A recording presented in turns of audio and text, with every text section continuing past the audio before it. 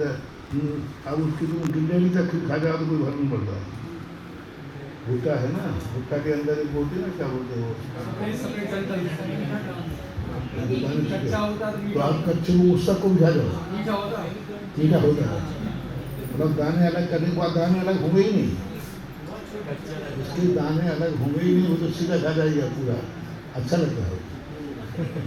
लेकिन जैसे जैसे वो बड़ा होता जाएगा, दाना अलग होता जाएगा, पकता जाएगा, वैसे अचितपना खत्म हो जाएगा, सचेतपना।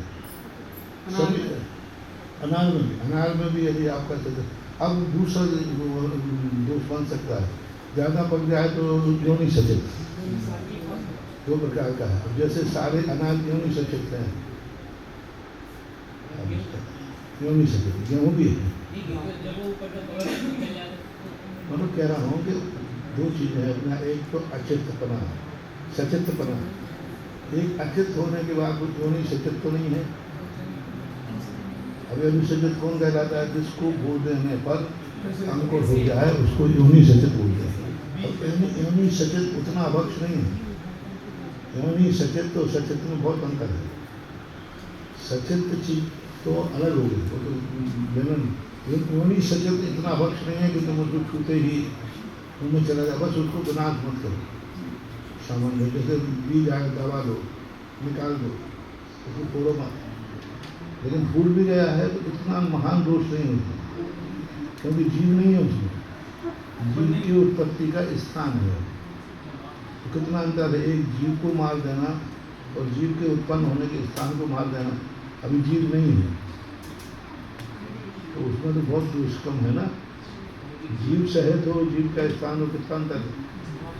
अभी जितने भी अपन अनाज खाते सब जो हम सचेत हैं, बचाने का प्रयास करो, लेकिन इतना भी मत करो कि उसका अनट्राई कर दो या बिल्कुल कर दो। ठीक है, बचाना चाहिए। तो इसलिए सचेत के संबंध में बहुत सारी चीज़ें हैं।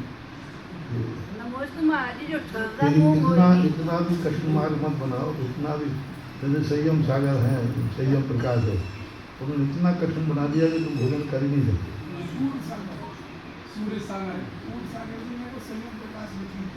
इतना बना दिया कि दो आपका आप बच ही नहीं सकते। अपन पृथ्वी पर रह रहे हैं, पृथ्वी में चल रहे हैं, तो क्या वो अच्छे से अपन लोग खेत में चल रहे हैं, कच्चे में चल रहे हैं, फिर पक्का रोड है तो ठीक है। जैसे अपन मिट्टी में चलेंगे, धूप में चलेंगे, तो वो सचेत है कि नहीं? बजी में चलोगे तो सचेत, बिना सचेत के आप चल ही नहीं पाओगे।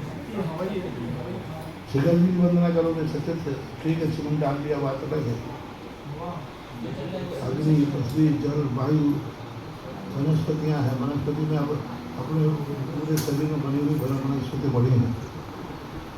पर सचेतपना जो विशेष रूप से कृष्णों के संबंध में पूरी सावधानी रखना चाहिए। कृष्ण जी यदि थोड़ा सा भी भक्षण करने में कहीं आ गया तो फिर बहुत लगता है, क्योंकि उसमें तो सीधा मानस का दोष है।